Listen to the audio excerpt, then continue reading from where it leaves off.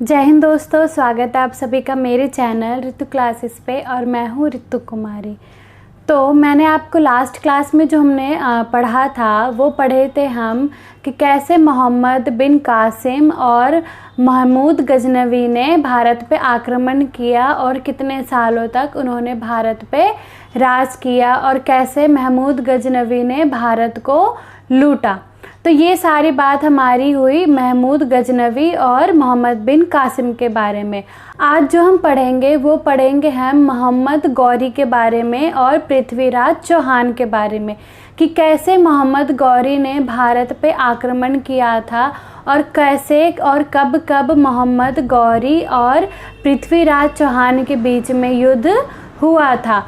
तो इनके बीच की जो बातें हैं ये हम पढ़ेंगे 1175 से लेकर 1206 तक। जो मोहम्मद गौरी और पृथ्वीराज चौहान की जो बातें हैं ये सारी इन सालों के बीच की बात है। तो हम स्टार्ट करते हैं। मोहम्मद गौरी जो था वो भी टर्की का रहने वाला था, लेकिन उसका जो शासन था वो अफ़गानिस्तान में ही था। जिस तरीके से मोहम्मद गजनवी भी उसका शासन भी अफ़गानिस्तान में था, उसी तरीके से मोहम्मद गौरी का शासन भी अफ़गानिस्तान में ही था।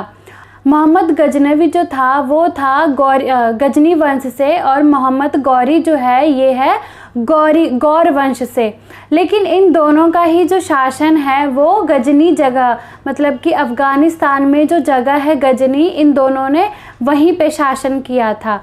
तो मोहम्मद गजनी का उद्देश्य ये था कि उसको भारत से सारा का सारा सोना लेके जाना है, लेकिन मोहम्मद गौरी का ऐसा उद्देश्य नहीं है। मोहम्मद गौरी का उद्देश्य है कि उसको अपना साम्राज्य गजनी से लेकर भारत तक फैलाना है, मतलब उसको भारत में जाके उसको अपने राज्य को फैलाना है, वहाँ पे अपनी प्रजा बिठानी है, हर तरीके से उसको अपने राज्य को फैलाते जाना था।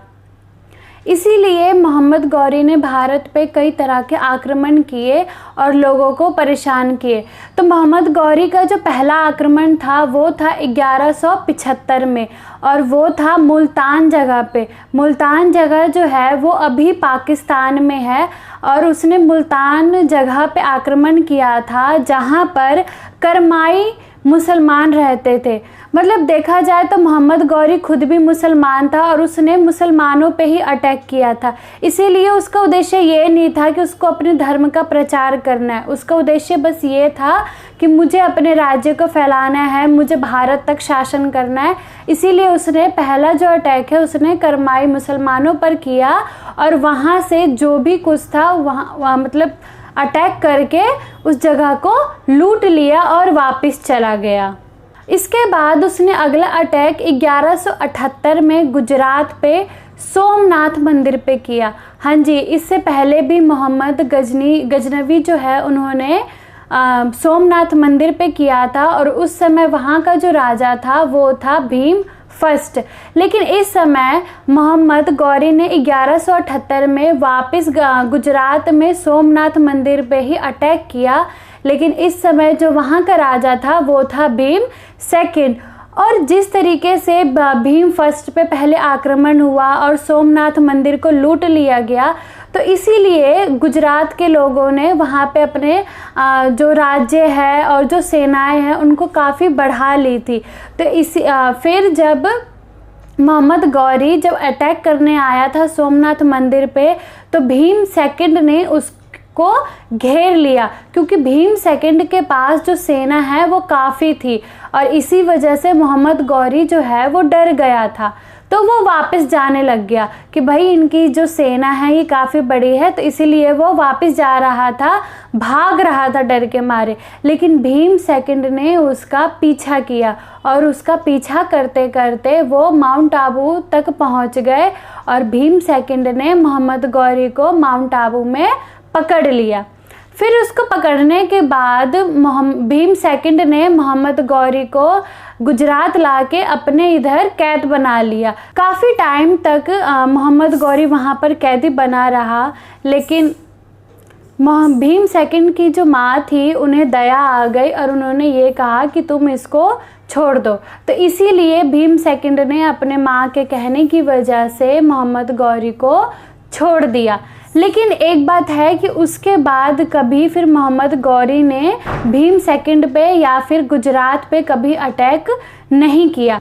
फिर उसके बाद मोहम्मद गौरी ने 1179 में सिंध और कश्मीर पे आक्रमण किया और वहाँ पर जीत गया और वहीं पर उसने अपना राज्य जो है गजनी से लेकर सिंध और कश्मीर तक उसने अपना राज्य फैला लिया। फिर कई सालों बाद मोहम्मद गौरी जो है वो 1191 में उत्तर भारत की तरफ आक्रमण किया और उस समय वहाँ पर चौहान वंश का राज था। चौहान वंश का जो राज था वो था दिल्ली, अजमेर और संभार तक, यहाँ तक उनका राज्य फैला था। और उस समय वहाँ पर जो राजा थे उनका नाम था पृथ्वीराज चौहान, जिनके बारे में आपने काफ़ी सुना भी होगा। तो वो उस समय वहाँ पर अपना शासन करते थे।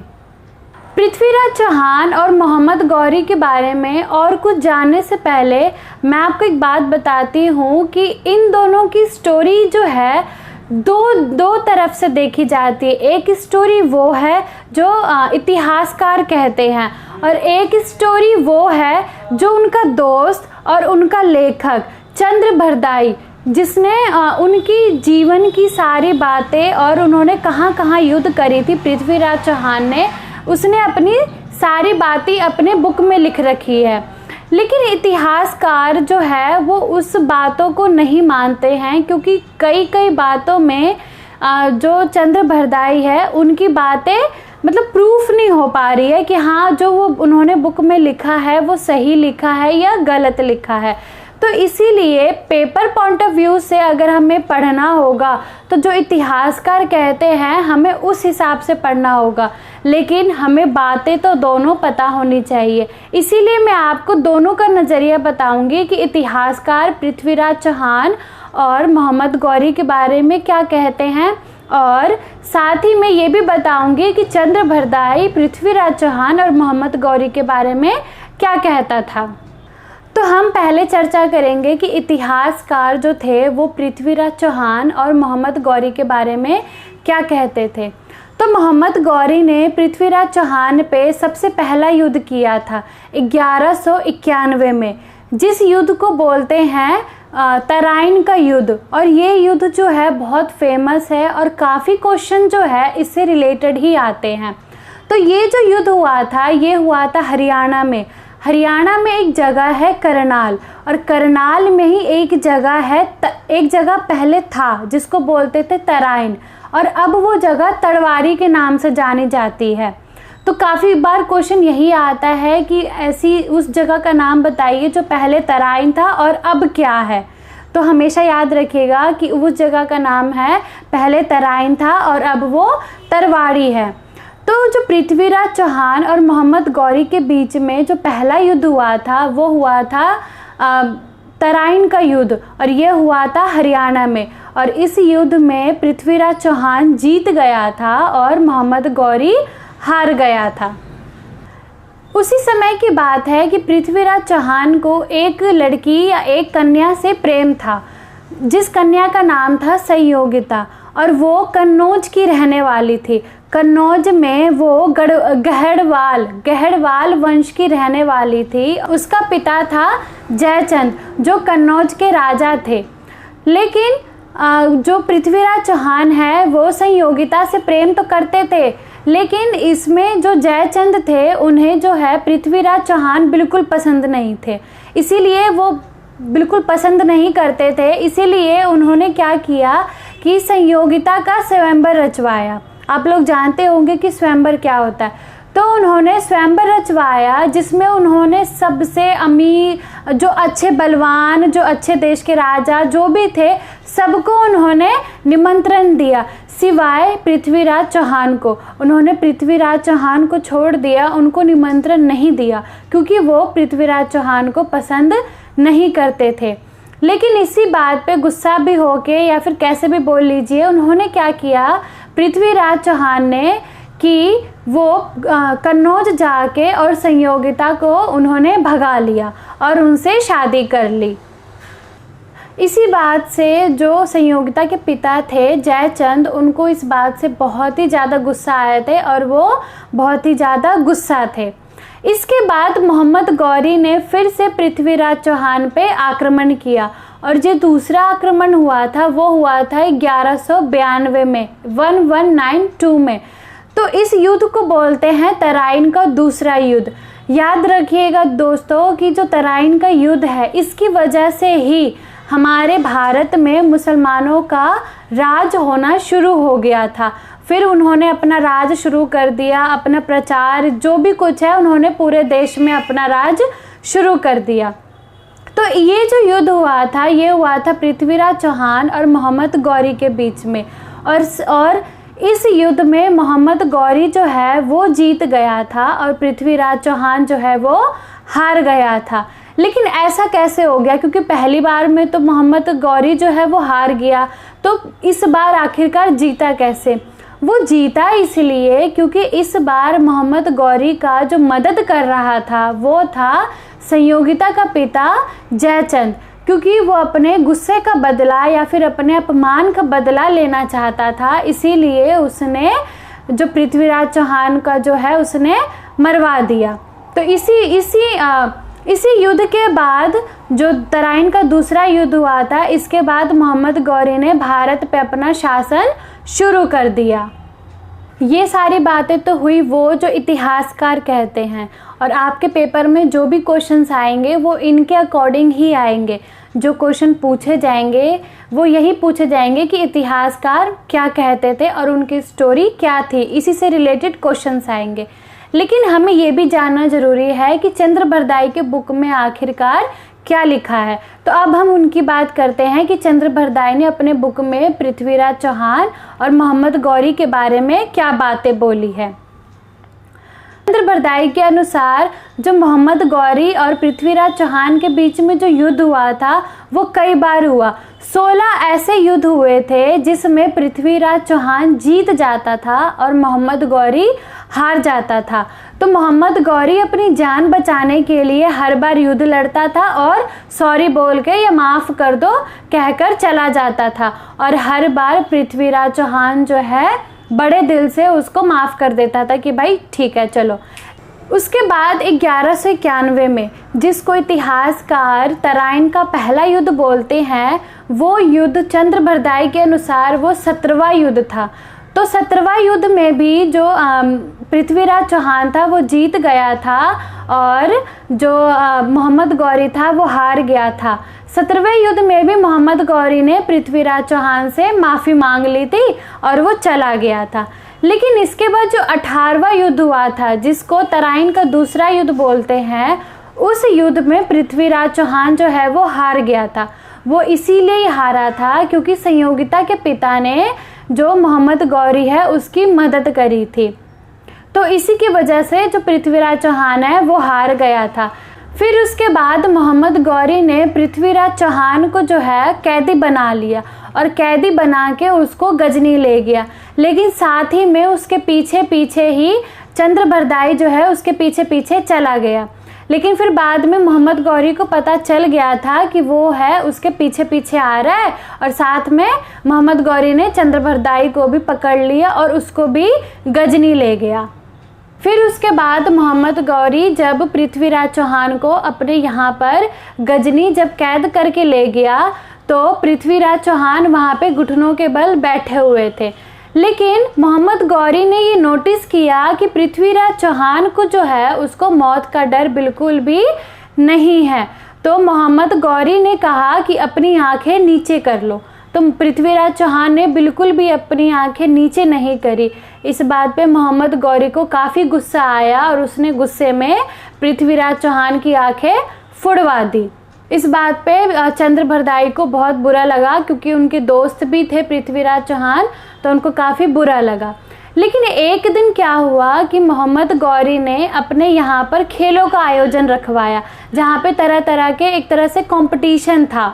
तो वहाँ पर फिर चंद्रबरदाई ने क्या चाल चली, उसने स्पेशली मोहम्मद गौरी से कहा कि मोहम्मद गौरी जी, आपके यहाँ पे इतने सारे खेलों का कंपटीशन हो रहा है, चाहे प्रतियोगिता हो रही है, तो जो हमारे पृथ्वीराज चौहान हैं वो शब्द भेदी बाण जानते हैं कि वो जहाँ से आवाज़ आती है वो मतलब आँख बंद भी रहेगा, उनकी आँख तो वैसे भी फूट चुकी है, तो वो बिना देखे ही बाण चला लेते हैं। इस बात पे मोहम्मद गौरी सोचा ऐसा कैसे हो सकता है, मैंने तो कभी नहीं देखा।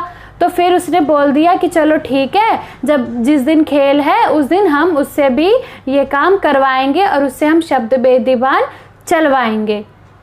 फिर उसके बाद जिस दिन खेल आयोजित था, मतलब जिस दिन कंपटीशन था, उस दिन पृथ्वीराज चौहान को बुलाया गया।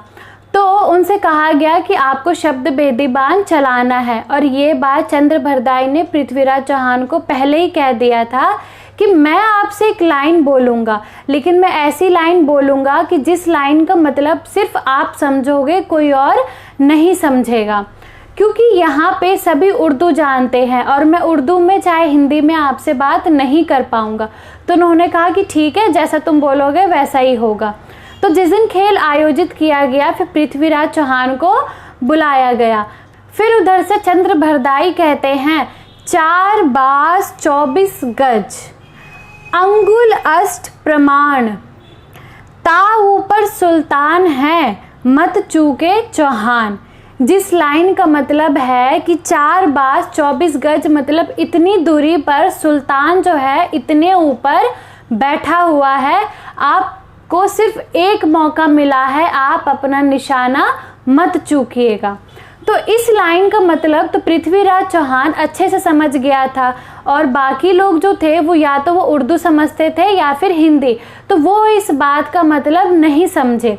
तो जैसे ही पृथ्वीराज चौहान इस बात को समझा और उधर से मोहम्मद गौरी बोलता है कि तुम शब्द भेदी बाण चलाओ। तो जैसे मोहम्मद गौरी बोला कि शब्द भेदी बाण चलाओ, तो उसने पृथ्वीराज चौहान समझ गया कि मोहम्मद गौरी यहाँ बैठा हुआ है। फिर उन्होंने अपना तीर चला दिया और वो तीर सीधा जाकर मोहम्मद गौरी के लग गई और वो मर गए। लेकिन ये बात चंद्रभरदाई जानते थे कि इस तरीके से अब उनकी मृत्यु हुई है तो इनकी सेना हमें नहीं छोड़ेगी, तो इसीलिए वो चाकू निकालते हैं, पहले पृथ्वीराज चौहान को भी मार देते हैं, फिर अपने आप को भी मार लेते हैं, क्योंकि वो ये सोचे कि हम दूसरों के हाथ मरने से अच्छा है कि हम खुद अपनी मौत मरे। और उनकी बुक की जो कहानी है वो चंद्रभरदाई के बाद उनके बेटे ने आगे लिखी है। तो ये सारी कहानी थी चंद्रभरदाई की, लेकिन इतिहासकार जो है इस कहानी को काल्पनिक मानते हैं, क्योंकि कई बातों में जो ये कहानी है गलत साबित हो जाती है। लेकिन हम लोग पढ़ रहे हैं एग्ज़ाम के पॉइंट ऑफ व्यू से, तो इसीलिए हम जो इतिहासकार कहते हैं उसके हिसाब से ही पढ़ेंगे। तो इतिहासकार के अनुसार से 1192 में मोहम्मद गौरी जो है पृथ्वीराज चौहान को हरा के और उसने अपना शासन शुरू कर दिया था। उसके बाद 1193 में मोहम्मद गौरी ने दिल्ली को राजधानी बनाया और वहाँ पे अपना शासन शुरू कर दिया। 1192 में जब तराइन का दूसरा युद्ध हुआ था, तब उस समय मोहम्मद गौरी के साथ एक संत आए थे जो कि सूफ़ी के बारे में उनको काफ़ी अच्छी नॉलेज थे, जो कि सूफ़ी का प्रचार करने के लिए ही इंडिया आए थे, जिनका नाम था ख्वाजा मोइनुद्दीन चिश्ती, चिश्ती, और जो कि एक सूफ़ी संत थे। इन्हीं के नाम पर या फिर इनकी जो दरगाह है वो है जयपुर में दरगाह अजमेर शरीफ, जो कि काफ़ी फेमस जगह है, वो इन्हीं के नाम पर बनाई गई है। इसके बाद एक और युद्ध हुआ जो कि हुआ 1194 में, जिसको बोला जाता है बैटल ऑफ चंदावर, जो कि चंदावर जगह पे हुई थी। और ये युद्ध हुआ था मोहम्मद गौरी और जयचंद के बीच में। जयचंद वही थे संयोगिता के पिता, जो कि जयचंद थे, उन्हीं की हत्या हुई थी 1194 में। वही युद्ध चंदावर का युद्ध कहलाता है। कहते हैं ना कि जैसे को तैसा मिलता है। जयचंद ने पृथ्वीराज चौहान को मरवाने के लिए मोहम्मद गौरी की मदद करी थी और मोहम्मद गौरी ने खुद जयचंद को मार दिया। तो उसी युद्ध को बोला जाता है बैटल ऑफ चंदावर। और इस जो जयचंद को मारने के लिए मोहम्मद गौरी की जो मदद करी गई थी, वो मदद किया था उनका एक खास व्यक्ति था, खास स्लेव था, जिसका नाम था कुतुबुद्दीन ऐबक। कुतुबुद्दीन ऐबक जो था वो मोहम्मद गौरी का काफ़ी ख़ास था, और वो इसलिए क्योंकि कुतुबुद्दीन ऐबक जो था वो मोहम्मद गौरी का दामाद भी था। उस समय ये होता था कि जो भी सेनापति, चाहे जो भी गुलाम जो काफ़ी अच्छे हो, प्रिय हो, तो वो दामाद वगैरह मतलब होते थे। मोहम्मद गौरी के 4 जो जने थे, 4 लोग जो बहुत ही उनके दिल से प्रिय थे। पहला था कुतुबुद्दीन ऐबक, दूसरा था यलदौज, तीसरा था कबाचा और चौथा था बख्तियार खिलजी। बख्तियार खिलजी वही व्यक्ति है जिसने नालंदा विश्वविद्यालय को तुड़वाया था। उसी ने नालंदा विश्वविद्यालय की ये हालत करी थी जो आज हम देखते हैं। फिर उसके बाद 1194 का जब युद्ध हुआ, जब जयचंद की मृत्यु हो गई, उसके बाद जो है मोहम्मद गौरी ने अपना जितना भी कामकाज, जो भी साम्राज्य है, वो कुतुबुद्दीन ऐबक के हाथों में दे दिया कि अब तुम इसको संभालो। और उसके बाद 1194 में जो मोहम्मद गौरी थे वो गजनी वापस लौट गए। फिर उसके बाद कुतुबुद्दीन ऐबक ने मोहम्मद गौरी के जब वो चले गए थे, फिर उसके बाद उसने सारा का सारा साम्राज्य संभाला और उसने कई मस्जिद बनवाई। उसने 2 मस्जिद बनवाई जो काफ़ी फेमस है। पहली मस्जिद है कुव्वत उल इस्लाम जो कि दिल्ली में है, और दूसरा है 2.5 दिन का झोपड़ा जो कि अजमेर में है। 2.5 दिन के झोपड़े को 2.5 दिन का झोपड़ा इसलिए कहा जाता है क्योंकि वो मस्जिद सिर्फ और सिर्फ 2.5 दिन में ही तैयार हुआ था, इसीलिए उसका नाम ही 2.5 दिन का झोपड़ा रख दिया गया था। फिर उसके बाद कुतुब मीनार बनवाने की शुरुआत करवाई थी कुतुबुद्दीन ऐबक ने।